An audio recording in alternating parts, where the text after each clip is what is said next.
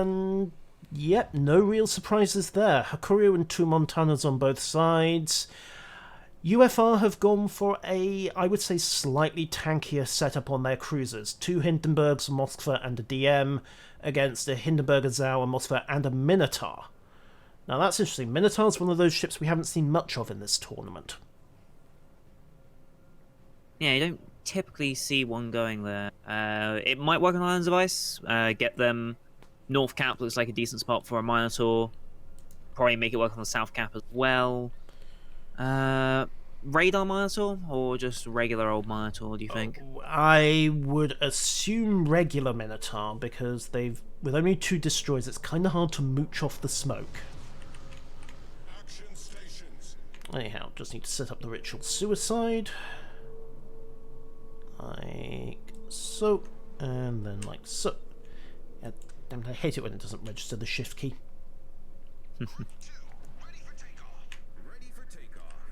There we go, that's more like it. Okay, so ritual suicide is set and in position.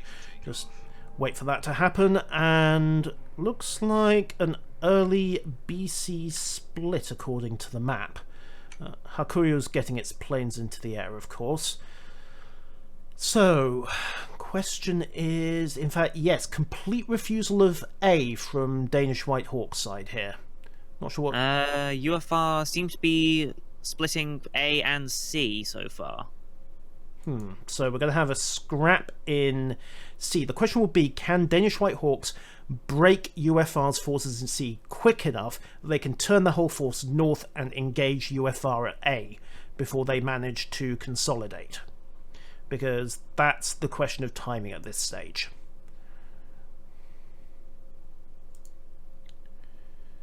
Yeah, there's like we've got what we got here. Looks like fairly 50-50 split between A and C. Doesn't look like anything's paying attention to B whatsoever on our side. We've got some initial air engagement over B as well. Of course, one of the things about this setup is that the BC split can remerge very quickly into point B. The AC split, perhaps not so much, but the AC split, played properly, will just flank out and take the team in a crossfire and make a very rapid kill there. So, camera is back, and looks like Tuvs is, well, he's not pushing into a cap point, but he's keeping the major iceberg in Golf 5/6 as cover, and he's setting up so he can provide cover fire into both B and C without being in too much of a position. But in order to get there, he's got to run a gauntlet first and foremost. Ghost ship DK right behind him, of course. Saxo T in the gearing on point. I wonder if we're going to see a smoke screen drop there, and yet there it is. Saxo's dropping his smoke for Ghost ship. Now that increases the odds of Ghost being in a radar Minotaur, of course. Yeah, this is a fairly obvious radar location. The fact that it's the destroyer smoking him up makes me think it's probably a radar Minotaur, or they're just trying to chain smoke the Minotaur so it has no downtime on its smoke. Indeed. Of course, the other thing that Ghost ship can provide while he's there is an awful lot of anti-air DACA, because Minotaur's flak is, whoa, okay, we have what might be an unforced, no, it's just my user interface being wonky. I thought for a moment they'd sailed out of the smoke, but Ghost ship has tucked in, yeah, that's a radar Minotaur. Unfortunately, Saxo misjudged, got rather unlucky there and caught a torpedo. Yeah, saw that impact. Yeah, so very early on, Saxo T in one of the Danish gearings is down to just under 6,000 health. He's dumped his own torpedoes as retaliation, but they're not going to hit very much. And there's the second launch away. Speculative fire across point C. The cap's stalled in point C, of course, so he knows that there is something hostile, but now he's got a new problem. Torpedo bombers are coming in. There's fighters on them. There's a strafe taking out the first group, but will the fighters recover and get turned? Yes, they do. Disruptive launch there. Saxo pops his own fire. I don't think a single weapon made it to the water. That was some very nice air defense there. You got fighter coverage, gearing, and Minotaur shooting it. Those planes, they're not getting anywhere. Except down. However, while Danish have been trying to focus on the BC gap. They've stalled east of the control points. Unité Francophone have managed to grab A. The majority of the teams are actually staring at each other across what's turning into no man's land. Problem is, no man's land has got the control points in it. And Saxo took some artillery fire there. He's down to 3,700 health.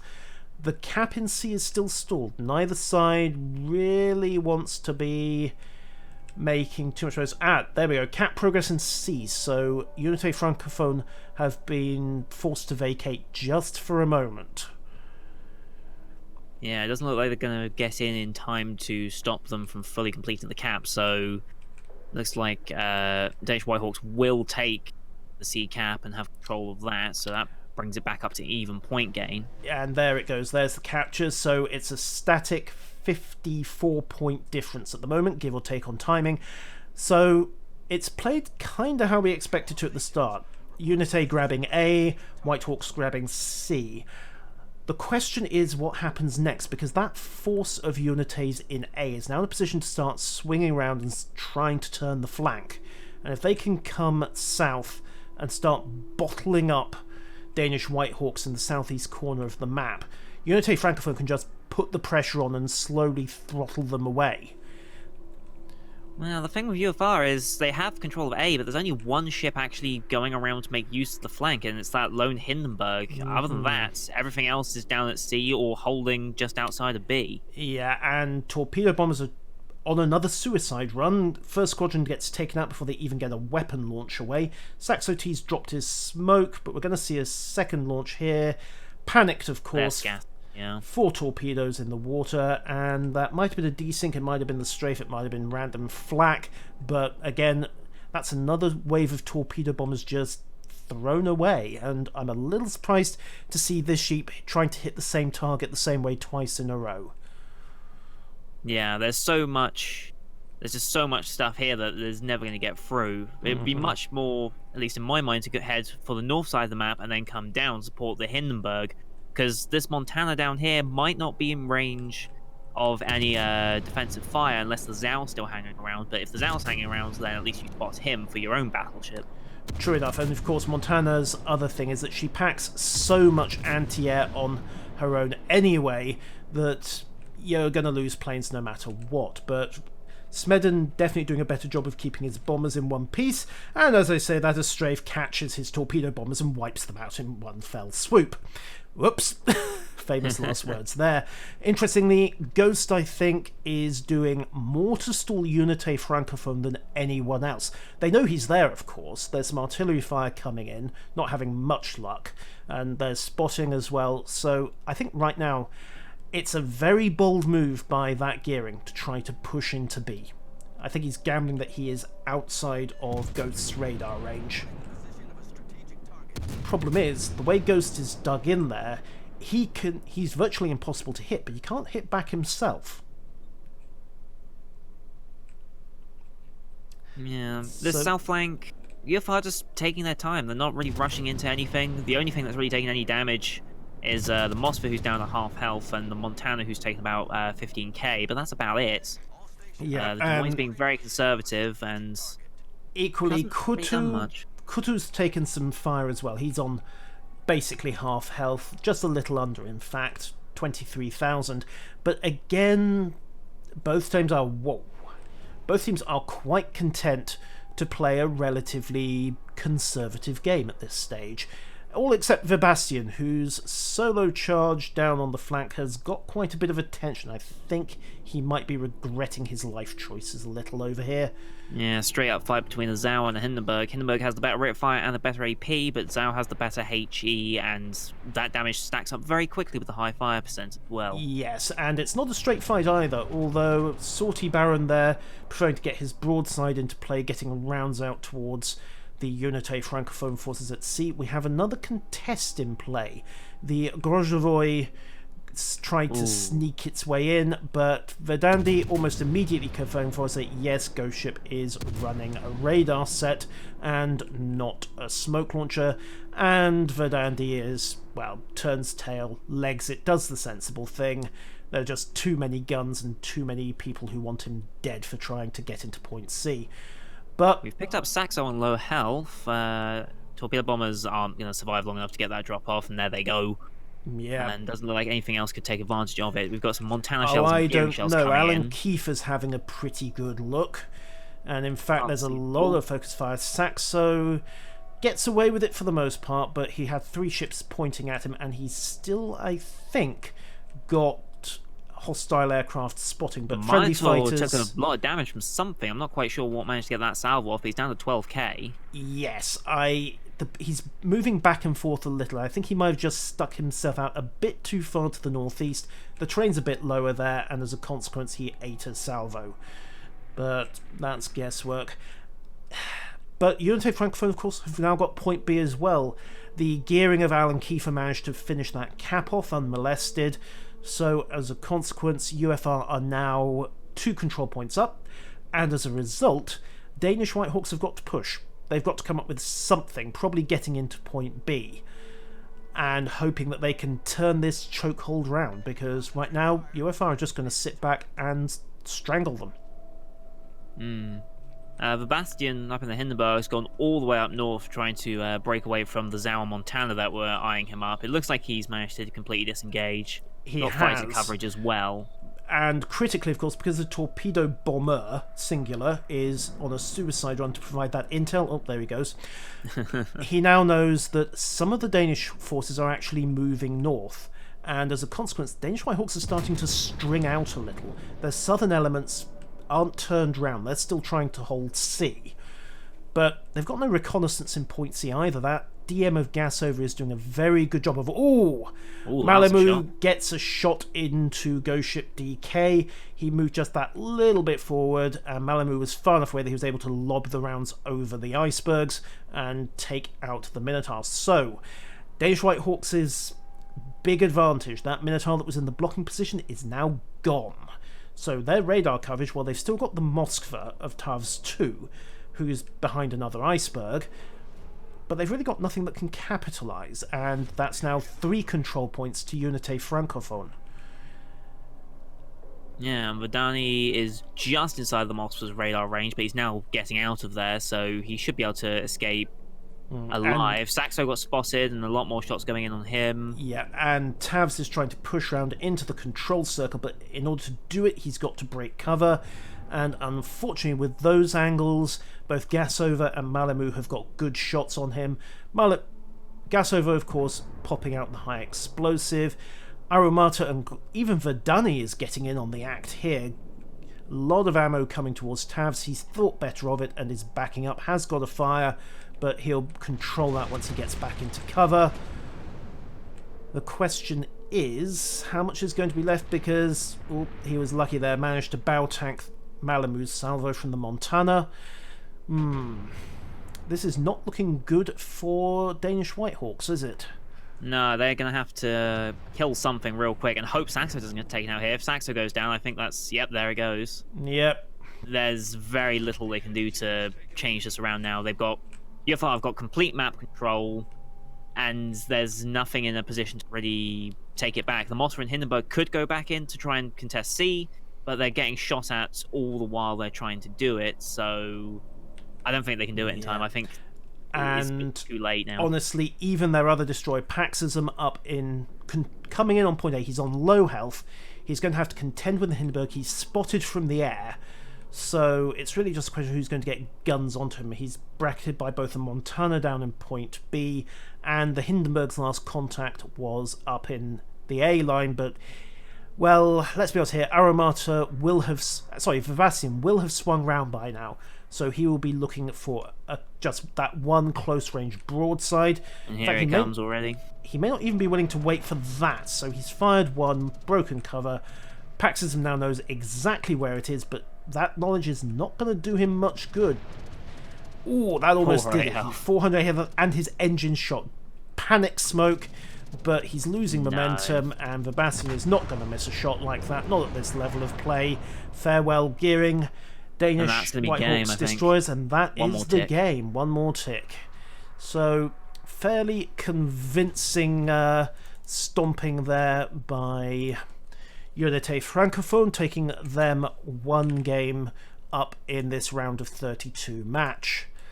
So, not entirely one-sided. Danish White Hawks tried their best, but they lost their momentum a little too early on, I think.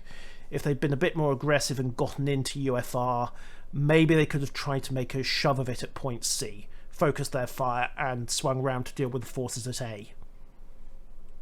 Yeah, because once they captured A, UFR, they were content with just not making too much of an aggressive play. They just sat back and were like, okay, we don't need to keep putting pressure on C, there's no point, there's a Minotaur, there's a Mossverb, we're not going to be able to get anything in there right now, so let's just wait.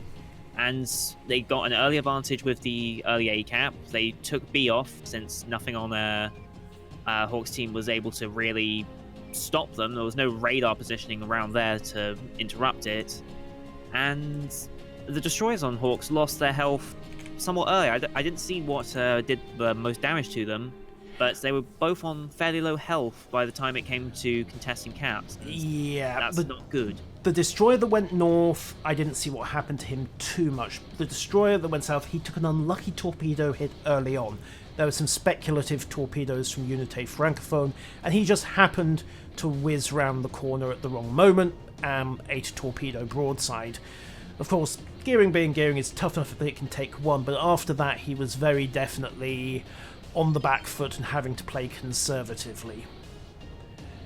So, Unité demonstrating just why they are one of the primary teams in this tournament. So, will Danish be able to pull out a surprise?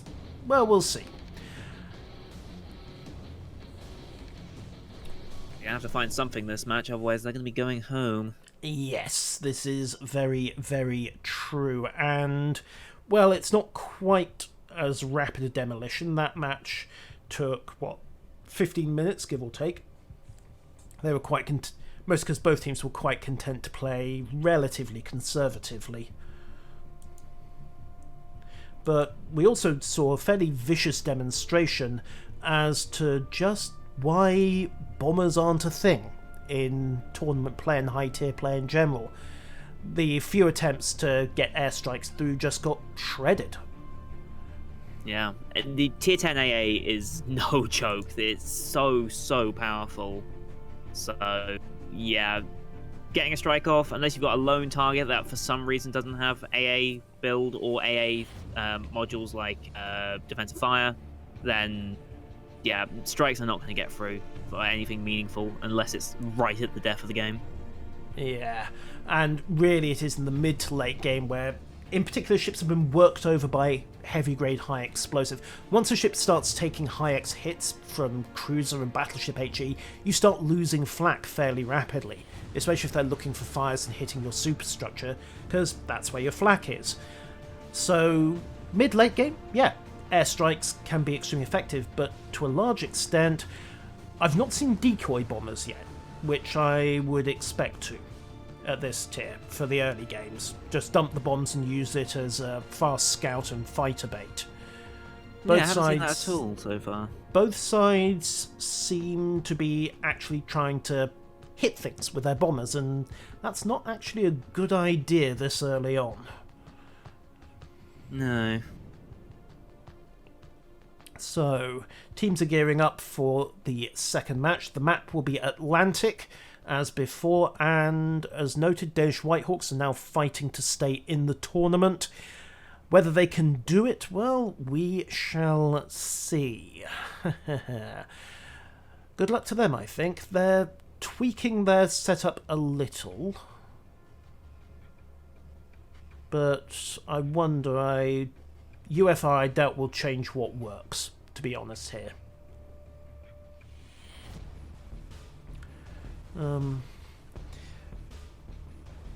As far as cruisers go, of course, this tournament's really been an eye-opener to just how potent the Hindenburg is. Oh yeah, absolutely. It's got rate of fire, it's got reliable AP, quarter pen HE, Kageyama. It's I got think about everything you need. I think it's actually got a turtle back, although I'm not sure it's steep enough to deflect anything but overmatch fire. Yeah, it's not the most effective turtleback, definitely not on battleship levels, of course, but it's troll enough that there are shots where it's like, okay, this should be dead. Oh wait, no, there's only 10k in pens. Yes. So some citadel shots that you might expect just don't actually work out. And the simple fact that it is a cruiser with a turtleback is something of a surprise. We need to switch round.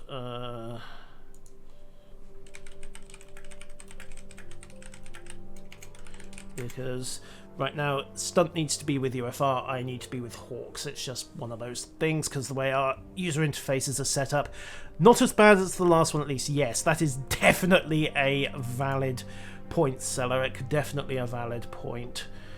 Okay, collapse that. Okay, Adjudicator looks happy. Teams are doing their final checks and readying up. Once this is done, we are good to go.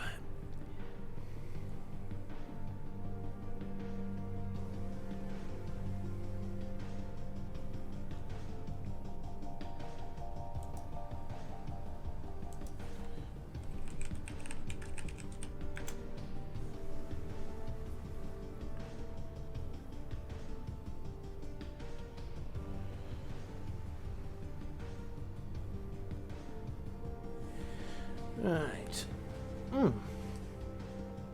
Okay, I'm not actually seeing any wild changes from Hawks here, so they may have decided that what they've got could work if they just get it massed up and in the right place at the right time.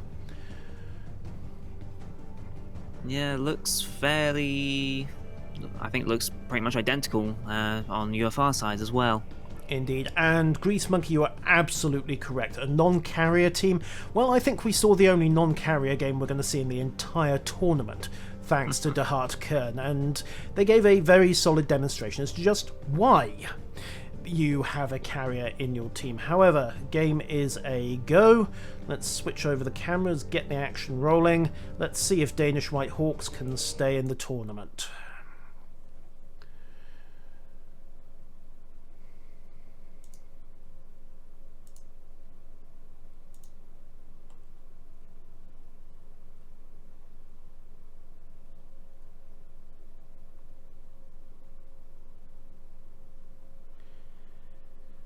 So, yeah, I'm not seeing any serious changes there. Both sides have kept their Montanas and the Hakuryu. The Destroyer loadout hasn't changed. And I don't see a change at all, in fact. Both teams are going for the same loadout. Yeah, UFR, they don't have any real cause to change it. I mean, don't fix what ain't broke. Absolutely. If there are ever going to be changes, I expect Hawks to maybe make a change just to see if they change the way they come out the match, but they're obviously confident enough in the tactics, so... Or they figured that whatever's broken isn't something they can fix with an equipment switch. Which is entirely possible. Right. Just set up the suicide salvo as usual. Oink. And oink. There we go. Right, so while that's sorting itself out, let's see where this goes. Looks like... oh, they've got one isolated cruiser up on the A line, so that's making a push for point C. Other than that, looks like a... yeah, looks like a BC split and a refusal of point A from Hawks' side. Which is a little... well, it's not unusual, but you'd expect to see something at least trying to deny A for a bit. Yeah, on our side, looks like we've got a small force heading to A. We've got a Des Moines making his way up to C alone for now, but the Grozavoy will get there eventually, as will the Hindenburg. Yep, and we've got the initial air contacts over B. And you know what? From the speed of that bomber group, I think this sheep is trying a dummy bomber run. And yet, there's the turn. He's not hanging about. And from the sheer speed that bomber group is moving, they've dumped their weapons, haven't they? Possibly, I'd assume so. Not that it's helping, there's only 2 of them left. So, it's working as fighter bait. Oh, no, it's not even working as fighter bait now. The fighters have realised that he's faster than they are. They've broken off, and we have a no man's land standoff, or rather no man's sky standoff, over in point B. The fighters are just looking at each other hungrily. And Unité, again, grabbing that key early cap point advantage, getting Alan Kiefer once again into point A. They've used him for territory control a lot in this match. And, as you say, lone DM hugging the island south of point C. And gas over. I am assuming Unité know about Kutu to the north of point C, so we're going to see a mirror match artillery duel there. Early shots coming in, just arcing over the island, scoring some early hits, but the Gasover's cruiser has managed to break contact, so he's temporarily invisible. Oh, dogfight inbound, 2 on 2. Are we going to see it? Oh, we're going to see a collision of strafes here. Okay, Unité's carrier breaks away, and Smedden thinks better of it, loops around, but he's gotten locked into a dogfight. Nope, strafe by Smedden. And now it's a dogfight lock, but he's got that 1 extra fighter and maybe a bit of flak support. So, oh wow, Random Number God is not favouring Hawks today. He just lost 2 fighters in quick succession. It's now even, 3 on 3 between the Hakuryu's fighters. Who's going to decide it's not worth it first? Now it's 3 on 2. 2 on 2. And no, that was almost a breakaway, but no one's committing to it just yet. Hawks' Des Moines of Kuzu is going to be in a bit of a problem here. He's got the Hindenburg and Des Moines both firing at him, and he's in completely open water here. There's nowhere for him to really run, and he's got Torps coming in as well, so he's very limited in what movement he can do in a minute. Yes. I don't know where he's going to escape to. And of course, Gasover's now got that smoke cover. I don't really think he's got anywhere he can run to except getting, well, bow on, tanking what he can, and hoping for some low-speed torpedo beat. But those torpedoes are going to miss quite badly unless there's a decent coming in. But and they're out of range anyway. Yeah, and torpedo bombs are eyeing up. The key thing, I think, is that they've managed to force him out of point C. So it's now purely down to Saxo, and the torpedo bombers have realised it, but, well, Tier 10 US anti-air overlapped flak from the gearing and the DM. Panic drop on to Saxo, easily dodged, and the bombers are gone, once again demonstrating that there are reasons why you don't try to strike US cruisers in the early game, but Kutu is now in real trouble with the sheer amount of fire that's coming his way. Saxo's trying to get a defensive smoke up to intercept now that the aircraft are gone, but I don't think it's gonna be enough. Disengaged now. A lot of shots still coming in though, so... Yeah, and Saxo T there dropping a smoke curtain. Kutu's moving up into it just to make absolutely sure. But Saxo, I think once again physics might be about to be a harsh mistress, because unless he can really get the brakes on... No, there, he just managed it, stayed inside point C, kept the cap progress intact, because if he'd gone another 3 or 4 yards forward, that would have been bad for Danish. And Danish are actually 2 control points up at the moment. They managed to grab B and C, so they're going to slowly start chipping back that early advantage from UFR. Yeah, UFR... They captured A, but they have not gone all the way around A. They just capped it and left. So they're not trying to push up on the 1-2 line, wrap around. Looks like they're going to try and contest B to some extent. There's the Minotaur there, which I'm assuming is Radar Mino again. Yeah, that's Hawks. Ghost Ship DK, and once again he's in an absolutely classic radar position, and he's also providing, of course, a node of anti-air fire, which is going to do a very good job of discouraging this sheep from trying to provide air support there. Not that this sheep seems to be worried by casualties among his air group. I mean, it's a Hakuryu. I mean, he's got, what, 100 fighters and change to play with? So he can afford Swansea Baron might be in trouble here. Looks like he might take a torpedo or 2. He's already down to half health from cruiser spam. Yes. Battleship's also getting involved. He's going to take a torpedo here. He's turning broadside. He takes 1. Question is, No can he damn con, but I'm not sure. control it? I mean, it looked to I me... think he's flooding. Oh, he's flooding, absolutely. Yeah, from the way he's losing that damage, that is going to be bad. If he does... Oh, and those AP Hindenburg broadsides just settle the done down. He is gone. And boom, yes, Verdandi claiming the first significant kill of the match. Of course, recasters don't count. So, Danish in their... Well, they've got territory control, but... They're recapping A, and it doesn't look like... Well, the Mosfer could potentially reset if he gets a shot off. Yeah. I'm not sure if he was paying attention in that direction. Torp Bombers are trying for Saxo again, who must be feeling really popular at the moment. Now, the question is, does he have defensive fire? Did he blow it when he was trying to cover Kutu earlier? Setting up for a classic cross-drop here. Yes, he had defensive fire. He does, but it actually works against him here, I think. Yeah, he eats one. Eats two, desync. So now he is down to 6,000 health.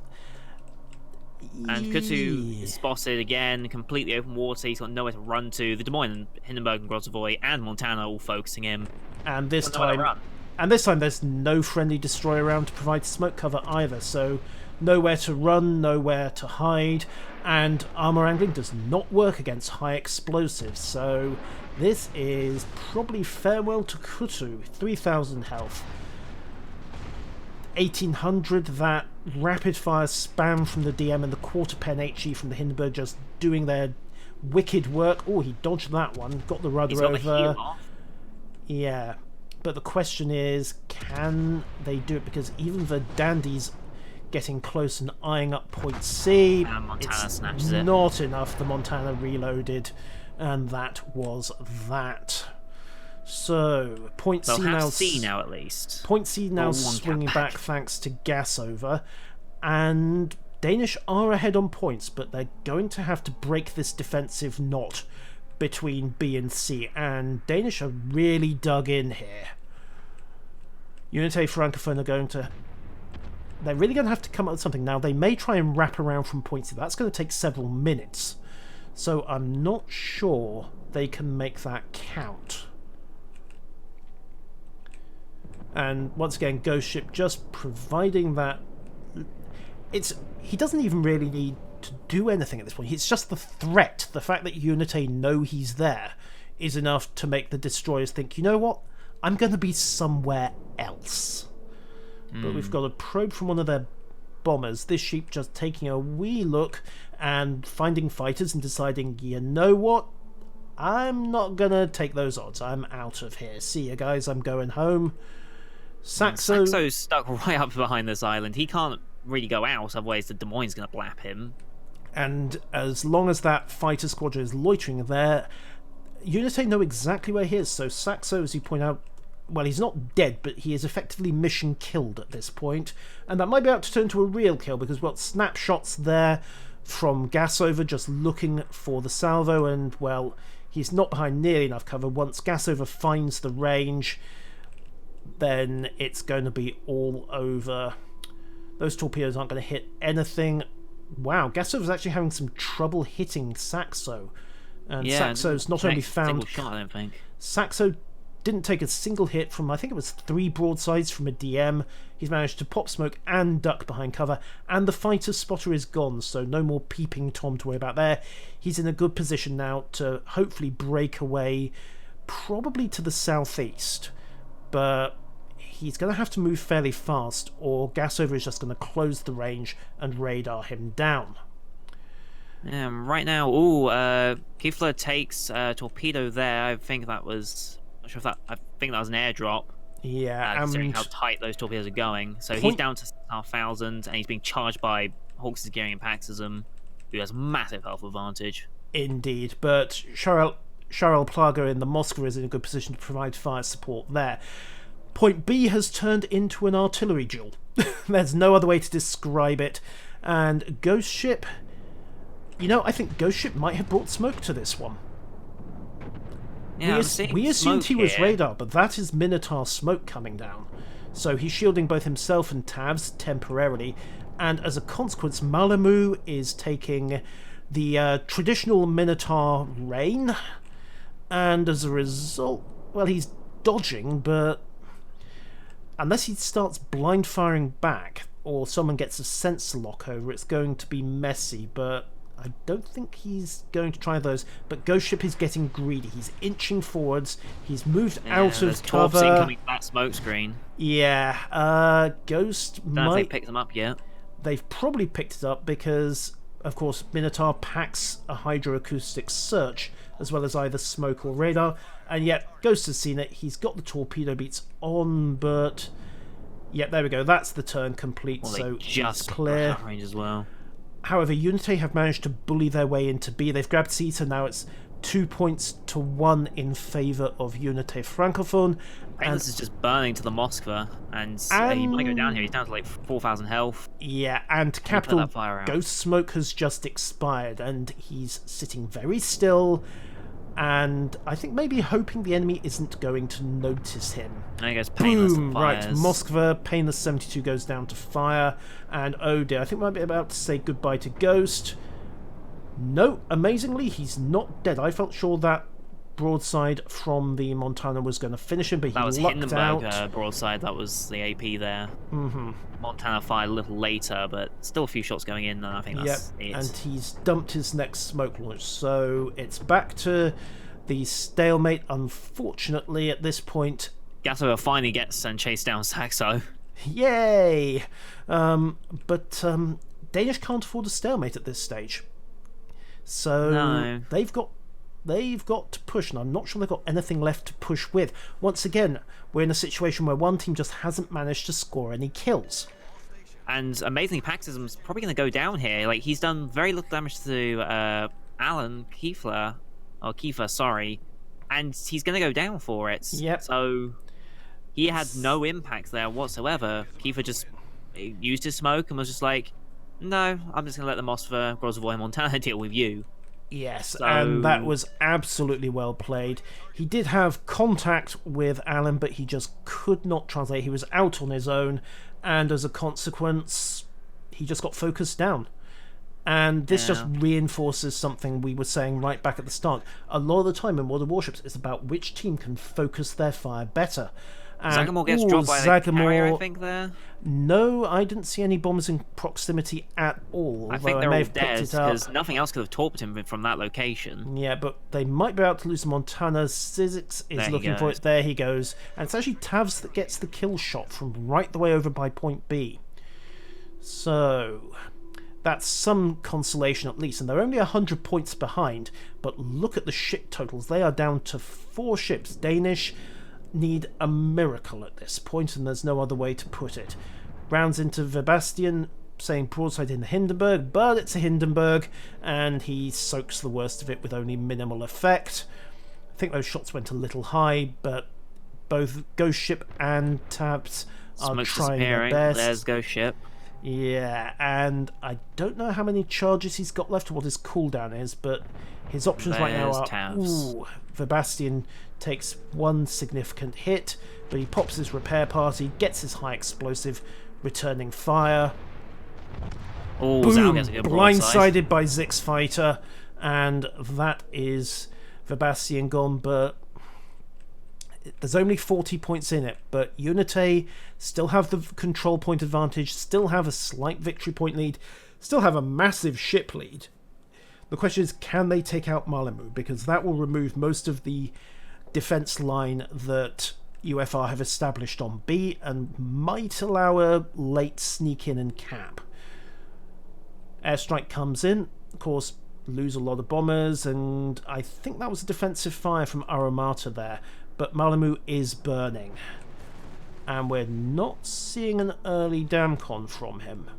So I'm wondering if he's actually got that available, but with 20,000 health available, he can let that one burn for a bit.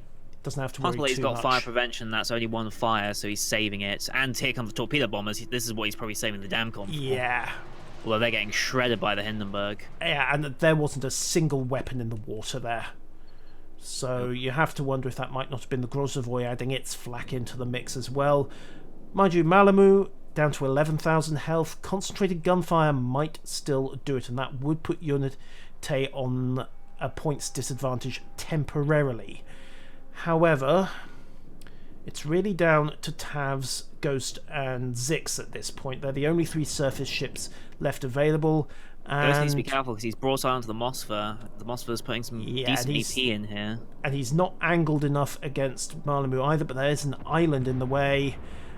Cheryl Plugger is looking for shots. Ghost Tavs is charging in. Yeah, Tavs knows he's got to get that control point, but I think he's moved about a minute too early. And as a consequence, he's exposed, and there's about to be a lot of fire. Again, Malamu's not got the shot, but Arumata has. Des Moines has a broadside shot as well from up north. Yeah, little surprised to see Arumata popping the AP there, but torpedoes in the water. Tavs has got to go broadside on to evade those, and he's just got nowhere to go at this point. If he'd moved about 45 seconds, a minute later, Arumata might not have had the shot, but as it is, farewell, Tavs, you did your best. Now it's just a couple more ticks, and that's going to be 2-0 win for UFR. Yep, and boom, end of match, end of game. That is Danish White Hawks out of the tournament, and Unité Francophone through to the round of 16.